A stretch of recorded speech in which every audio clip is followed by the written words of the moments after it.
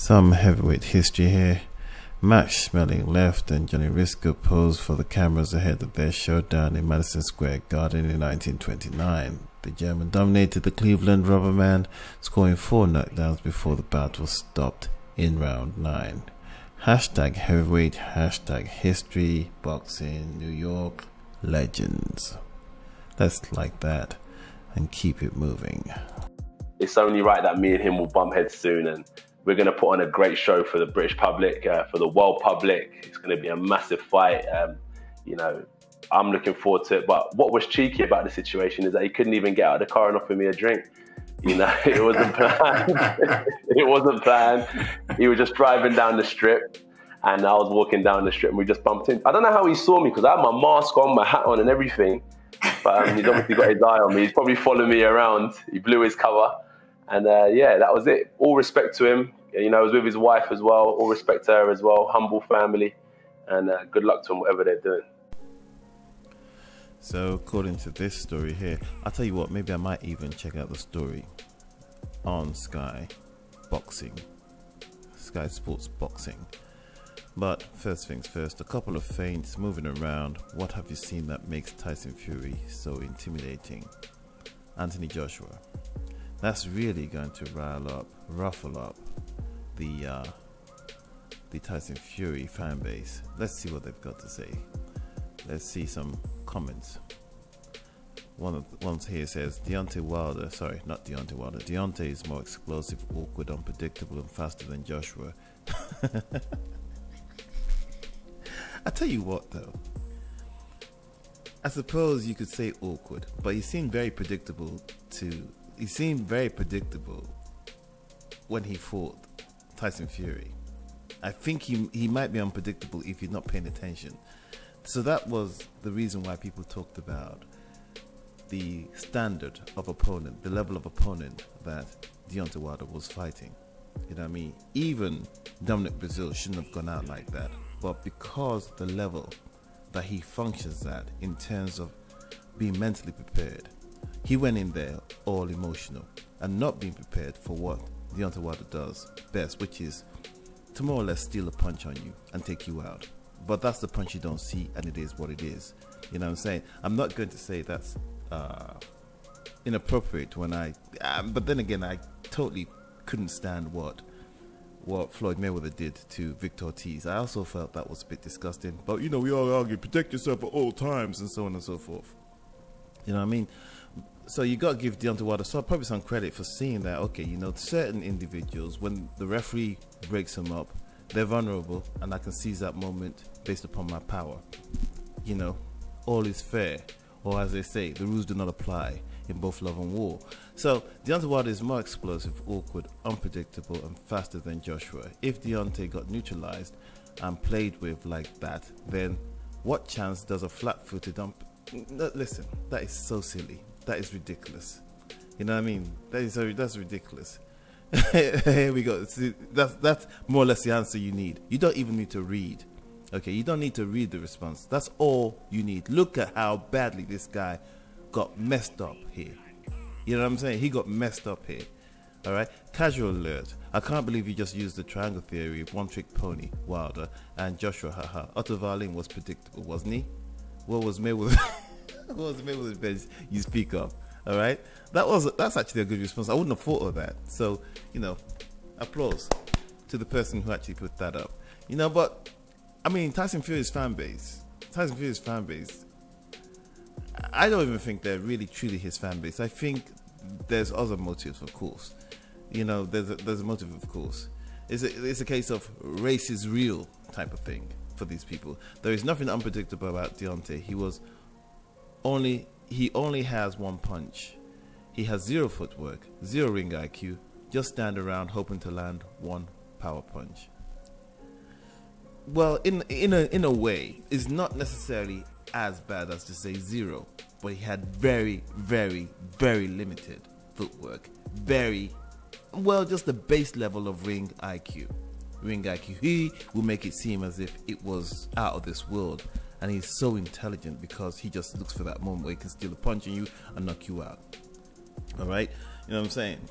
Patiently, you know what I'm saying? So Obviously, he plays the long game, but not too long. You know, and he did it against people who could not necessarily hurt him, so he used his height and range, and you know, a lot of things worked in his favor. It is what it is.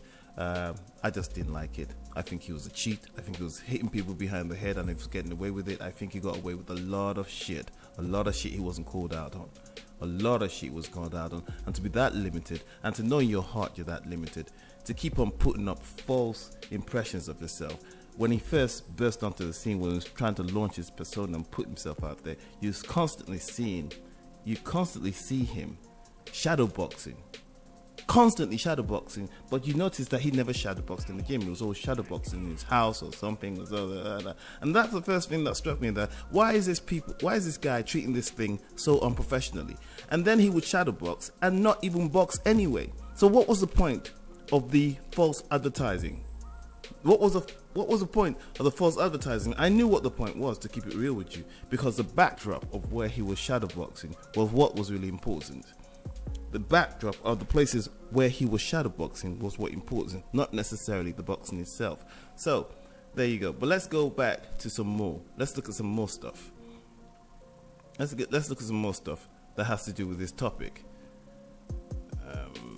Is that as far as it goes? I suppose that's as far as it goes. There must be some other comments, right? If I can get another comment, that'd be nice. Let's see. Because I'm guessing the Tyson Fury fan base will be out in force, particularly calling him a racist. I haven't seen the picture of the Nazi yet. Here we go. It's called boxing, LOL. Feint, jab, hit, don't be hit. Yeah, right. You see? White boy. The white boy. Suddenly, they love boxing, don't they? When the black guys were doing it, it was boring. You know what I mean? It's boring, mate. You know what I mean? That black style. You know, that's not fighting. That's not fighting, is it? You know? Joshua probably hits harder and didn't have 3 years off due to drugs, obesity, but Fury is the more skilled fighter. I don't know. To be honest with you, I really don't know. I really don't know. I just don't rate. I don't really rate him like that, especially. But I was a bit shocked that he beat Deontay Wilder up like that. But that's because Deontay Wilder failed to prepare properly. Deontay Wilder, in his ignorance and arrogance, failed to prepare properly. He got carried away by pseudo-racial beliefs and science. The same kind of beliefs that makes certain white people believe that black people have a certain level of IQ and cannot surpass that is the same kind of belief in reverse that you get with a Deontay Wilder and Deontay Wilder fans that makes them feel that regardless, even on their worst day, a specimen like Deontay Wilder, who looks fit, who looks athletic, will have the advantage over a doughy looking white guy like Tyson Fury. And that proved to be absolutely and totally wrong. And you get that in certain scenarios, different scenarios across the board. Okay? That's what happened. That's more or less what happened. All right? It was, you know, you can compare it to when Obama comes on the scene, all right? And they can't believe that this is a man who is intelligent. All right, 1 second. I'm gonna have to pause this for a second, you know. All right, so continuing. What do people see in Fury? A man who didn't lose to a man who snorts Mars bars for breakfast, for starters. Well, everybody loses, all right? It is what it is, okay? But he did lose to Coke and everything else. Everything AJ lacks: boxing IQ, ring generalship, hand speed, power. Okay, everything. He has power, right? Good use of height, good switch hitter, A1 stamina. Well, you know what? With Wild Boar, you never know. Anyway, look, it is what it is. I don't even like to get into these kind of conversations with these type of people. I just don't. Listen, I don't like any one of them, to keep it real with you. You know, I was thinking the other day, if somebody was to say like, okay, how come you don't necessarily go in against Anthony Joshua? I do, because I can't really stand him. I can't stand that, hey, look, yeah, what's up, blood? And all that kind of shit. Even that shit he was doing in the gym, You know, I mean, I like the old reggae tunes and everything, you know, and all that kind of stuff too. But you know what, man? Sometimes they lay it on a little bit too thick. They lay it on a little bit too thick, man. Yeah, man. Yeah, man. That man. Wagwan, man. They lay it on really too thick, man. You understand me? Just be you. You know what I mean? You come on TV, you don't talk like that. You're not like, yeah, wagwan, that, yeah, blah. You don't do that. Not that I'm saying you should, but people just lay it on a little bit too thick for me. And I think you get to a point whereby, you know, that shit doesn't sell for me. If when you're on the street and you're a road man and you're doing, and you're chatting down with your boys and all that kind of stuff, I suppose you can have a little bit of fun. And you probably do. I think people just do it to fit in, and that's why I don't fuck with it. I think people, if you get a certain age, you're just doing it to fit in, and the people you're fitting in with, I just don't think they're worth it. That's just my opinion. It is what it is. Being from London, you know, I just think it gets to a point where you need to fucking, that language that people use on the street, them needs to change. You know, you can't just keep on carrying on like that and being a road man thing. Get me? I can't. Oh, fuck that shit. But I like the music. I ain't gonna lie. All right, so that being said, the reason I don't necessarily diss Anthony Joshua as such is because I don't like Anthony Joshua, okay? But I don't hate Anthony Joshua. On the other hand, I don't like Deontay Wilder. I fucking hate Deontay Wilder. I fucking hate that motherfucker. And in the case of Tyson Fury is just like any other white man. You know what I mean? Just you have to take it for what it is. You know what I'm saying? They're two-faced. You know what I mean? You cannot trust them. They're only cool as well. You know, I'm not saying all white men are like that, but that's just a general overview. It might sound racist and people might have a different point of view, but white people, in as much, based upon my experience, there's only a certain amount of distance you can go with them. You know what I'm saying? I'm not saying that even with black people that's the same, but I think that white people tend to stand out a lot. With me, my experience in England is that you just cannot put your faith in white people. And they're gaslighters. They will gaslight you to a fault. You know what I'm saying? They will gaslight you to a fault, fill you with false confidence, and they will have no remorse at fucking throwing you under the bus and letting you drown. And they will laugh about it. They will, you know what I'm saying? They will have a good laugh about it as if that is the natural order of things.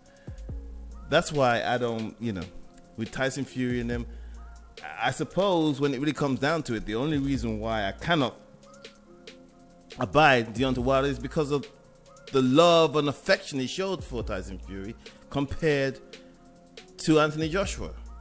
I think he placed Tyson Fury on such a pedestal, and we're dealing with the fallout of that. I tell you what, I was thinking the other day that, you know what Deontay Wilder did? Deontay Wilder did something quite amazing. Deontay Wilder managed to change, okay? He managed to change Black History Month, all right? Deontay Wilder managed to change Black History Month into White History Year. He changed the whole of 2020, okay, into a White History Year, because that win by Tyson Fury was so historic and so important to his white fan base that they believe that Tyson Fury is the most significant figure in boxing in I don't know how many years. And they would rather protect him at all costs than let that image be tarnished by a Dillian White or even an Anthony Joshua, to keep it real with you.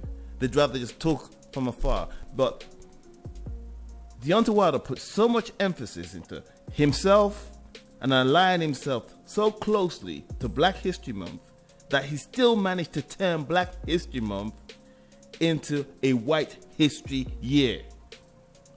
And maybe for years to come that we're going to be seeing this. Maybe there's going to be Tyson Fury Day based upon what he did there. What Tyson Fury did, he didn't just beat Deontay Wilder, mind you. He annihilated him. He did something that a Nazi has probably dreamt of doing to a black man. The humiliation, the licking, the beatdown, the look on Deontay Wilder's face. I'm pretty certain there was a bunch of Nazis, one of them or two of them who liked boxing, who fucked the shit out of their wives or boyfriends based upon that when they thought about it. You know what I mean? They were filled with such elation. It was such an orgasmic endorphin push. You know what I'm saying? That the earth moved. That's how bad Deontay Wilder was. And I don't know why I've kept it here. I could look at another image. I think that's about it, really. Anyway, thank you very much for watching this video. And let me move on to something else, shall I?